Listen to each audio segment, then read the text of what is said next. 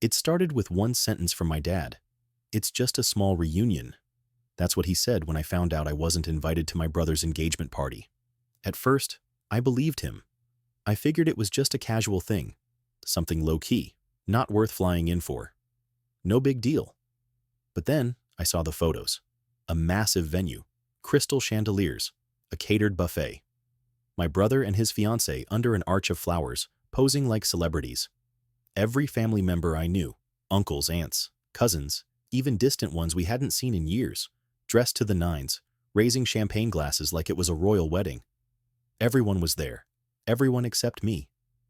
I stared at my screen, numb. There hadn't been a fight. No big argument. My brother and I weren't best friends, but we were fine. We talked sometimes, met up when we were nearby. So what had happened? At first, I felt confused, then embarrassed, then angry. It was like someone had yanked the ground out from under me. I wanted to call my dad right then, demand what he meant by small reunion. But I already knew what he'd say. Brush it off, downplay it, make me feel like I was the one making a fuss. So I packed a bag and went to a ski resort instead. I needed space. From the photos, the group texts, and the ugly realization that I didn't matter as much as I thought I did. I let the wind on the slopes cut through the ache in my chest. For a while, it helped. Before heading back to the lodge, I snapped a selfie. Ski gear, snow-covered mountains behind me. The caption was simple. "Hope everyone's having as much fun as I am." That was it. No drama, no accusations. But within hours, my phone lit up. First my dad, then my mom, then my brother, uncles, cousins. People who hadn't spoken to me in months suddenly wanted to talk. I ignored them at first, let them stew in it.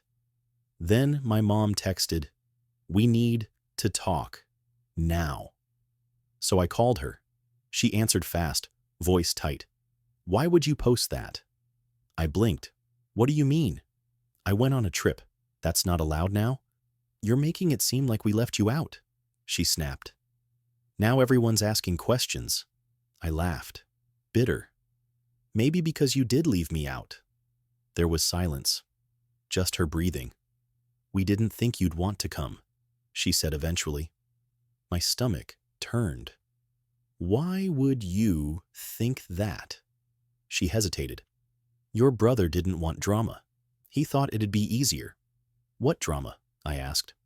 "There wasn't any drama," she sighed. "Can we not do this right now? Can you just take the post down? People are starting to talk."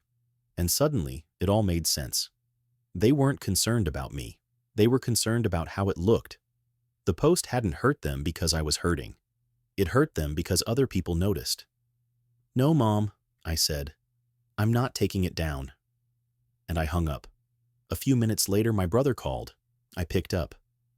"Why didn't you invite me?" I asked. He was quiet for a moment. Then, "Sarah didn't want you there." His fiancée. "Why?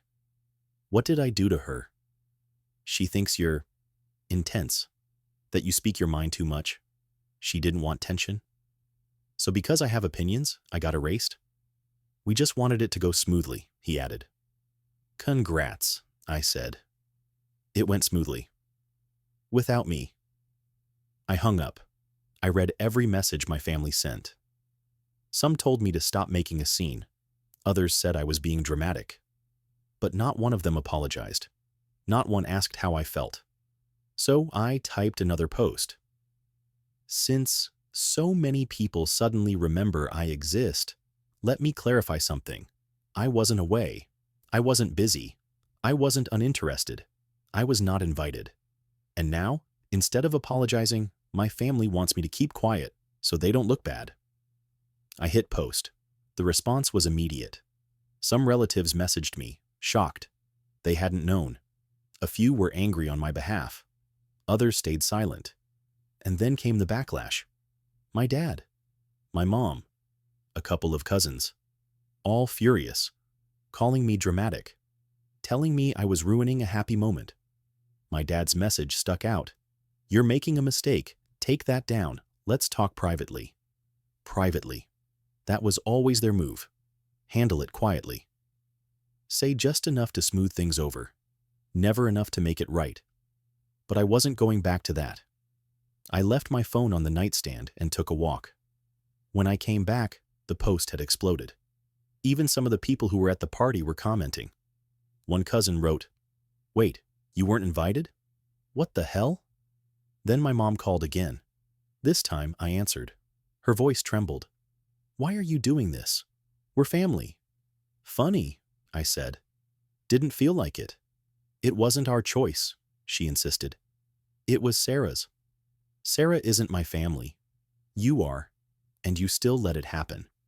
Silence. "Would you have even called if I hadn't posted anything?" She didn't answer. "What do you want us to do?" she finally asked. I could have said I wanted an apology, or for someone to admit what they did was wrong. But this wasn't just about one party. This was about years of being overlooked, of being the odd one out. "I don't want anything," I said. "I just wanted people to know the truth." And I hung up. That was the last time I spoke to them for a long while. Weeks passed. I heard from mutual friends that things had blown up. Sarah was furious. People were questioning how a family could leave out their own. But I didn't care anymore. For the first time, I'd said what needed to be said. Not quietly, not behind closed doors, but out loud, where it couldn't be ignored. And yeah, it hurt. But it also set me free. I traveled. I met people who valued me. I found a kind of peace I didn't know I needed. A year later, my brother got married. I wasn't invited. And this time, I didn't expect to be. And I was okay with that. Sometimes the loudest kind of self-respect is silence. Walking away without slamming the door, but making sure it never swings open the same way again. Family isn't just blood. It's who shows up, listens, and values you when no one's watching. And if this story hit something inside you, if you've ever felt unseen, unheard, or quietly left out, tell me in the comments. Not for pity, just to remind yourself that you matter. And hey, if stories like this speak to your heart, feel free to subscribe. Not because I asked, but because maybe you're ready to hear more truths, just like this one.